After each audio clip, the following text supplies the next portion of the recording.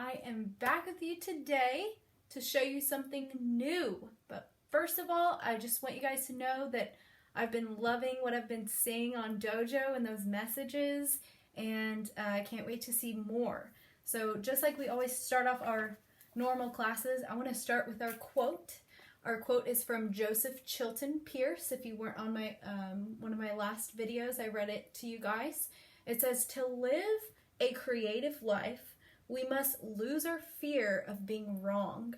So guys, whenever we are creating our art, whether it's today or you decide to do it on a different day this week, I really hope that you understand that all of our art is individual, and it's okay if there's something a little bit different than what I'm drawing and showing you guys, because I do encourage you to make these your own and really try to create something that you enjoy creating, not just because I've given it to you, but because you've practiced and gotten better at it. So we're going to be creating a Matisse still life, which this video is attached to a file that gives you guys a little bit of instructions. I have this gigantic arrow here to show you guys that there is a second page. On the second page, you're going to find some more photo images of steps, what you should do first, what you should do second, and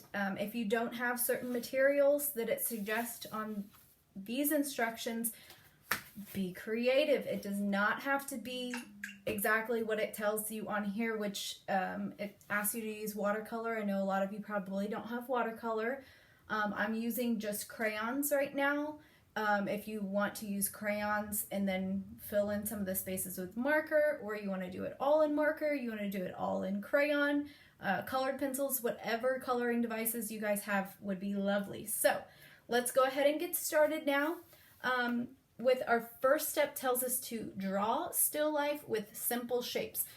Now, my still life that I have right here, this example, I decided to change up the vase just a tiny bit, just to show you guys that it can be done. I also changed the table to a rectangular table instead of a rounded table. But I am going to draw here with you right now what I see here, in case you'd like it to be as you see it, but feel free to change some things up.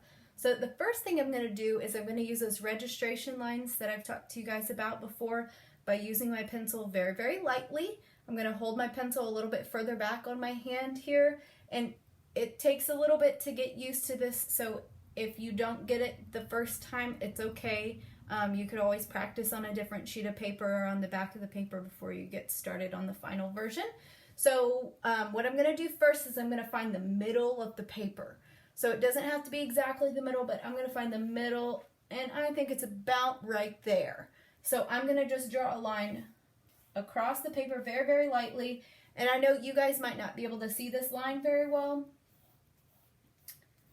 but I am going to erase it at the end, so I don't want to draw too hard. Now I'm going to draw another line going vertically. I just created my horizontal line. Now I'm going to make one vertically, right here, across the middle. Now these registration lines are going to help me to map out where everything is going to go. So in this first image here, it shows you just in black lines what you're going to be drawing. The first thing you're going to draw is actually the vase. So the vase is about along this middle line here on the top part of the vase, and it's a little bit to the right of this center line going this way. So first, I'm going to start by drawing just a straight line for the top of my vase. Then I'm going to make two curved lines going outward. Now I'm going to curve one large curved line around and tuck those back in together, connect them together. The next thing I'm going to be drawing is the flowers themselves. Now on my other example, I decided to do a little bit different flowers. Of course, you could make your own as well. It's springtime, so there are lots of beautiful flowers out. But these flowers here, I'm going to start with the actual petals, and then I'm going to work my way to the details. So those petals extend off this center line here. They're fairly big and they go pretty far away from the vase. So my petals I'm drawing are with curved lines. Okay, I'm going to draw one more right here, a little further up and to the right.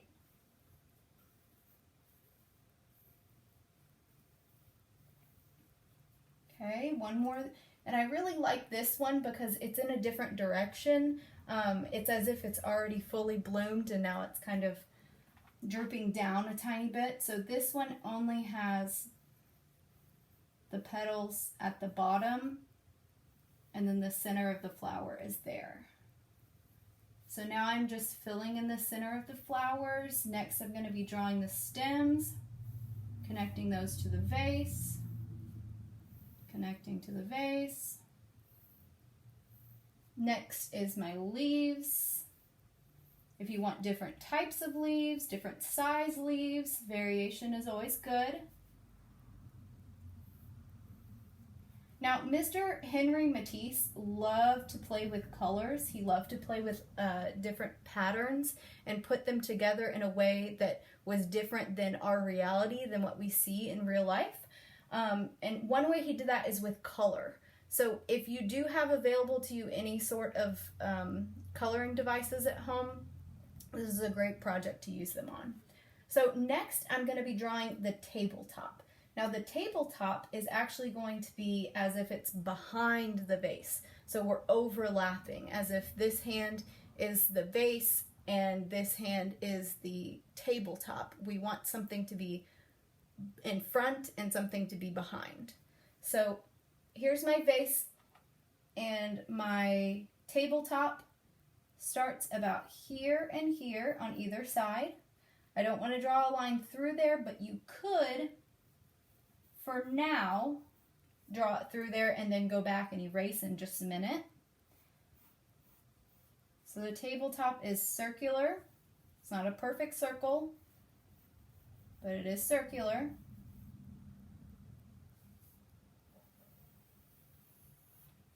Make this a little bit darker for you guys. Now I'm going to go back in and erase. And the lines that come down on the sides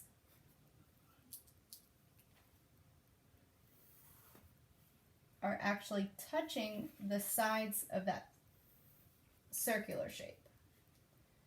So next is going to be the walls back here. Now this main tall thin line there is the vertical line that divides the two walls. These lines down here are what divide the wall from the ground. So the first thing I'm going to do is draw the line that divides the two walls from one another. So I'm pretty far over to the left side of the paper. I'm certainly not anywhere in here in the middle near this center registration line. And I'm going to draw all the way about to the center of the vase. And then I'm going to stop. Now is where I'm going to come out with some diagonal, with a diagonal line going over to the left. Okay. And then a straight line going horizontally across in this direction. And since it overlaps, there we go. Now, the next step tells you to trace. It tells you with a Sharpie or a black crayon. If you don't have either of those things, get creative. It doesn't even have to be a crayon at all. It could be a colored pencil, or maybe you just want to go over in regular pencil just a little bit harder to make it a deeper color if you'd like to. Now, whenever you're outlining, I would go in the same order as what you started with. So the vase first, the flowers next, the table next, and then these back walls that are dividing everything. After you've used, if you're going to use a Sharpie, you can go back in and erase those lines. But if you are choosing to use watercolor, make sure that you use something that's permanent or that's going to resist the watercolor. So if you do decide you want to use watercolor, make sure that you're not putting a Crayola washable marker on here, or it will make those lines bleed. So whenever you're just tracing over everything, remember to go slow, and also remember that if you don't go exactly on the pencil line, you can always erase the pencil line. So it doesn't have to be exactly what you have on there. So now what I wanted to show you guys as far as the lines in the background, if you're going to be using crayon or whatever material, don't forget that these lines overlap. The wall is behind the flowers. So as you're drawing whatever sort of decorative lines that it tells you on step number 2 to draw pattern lines, make sure that you're not overlapping the top of the flower or the vase, or in this case down here underneath the table. We don't want these lines to go over the table legs because they are behind the table. So I'm just going to show you an example right here with this little stripe that I'm going to be drawing on my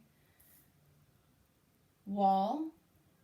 I'm not drawing a line across here. If it's easier for you to do it with pencil, you can do that.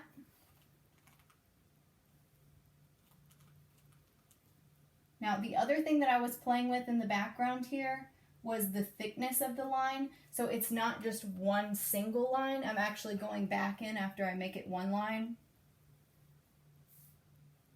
and thickening it up just a little bit,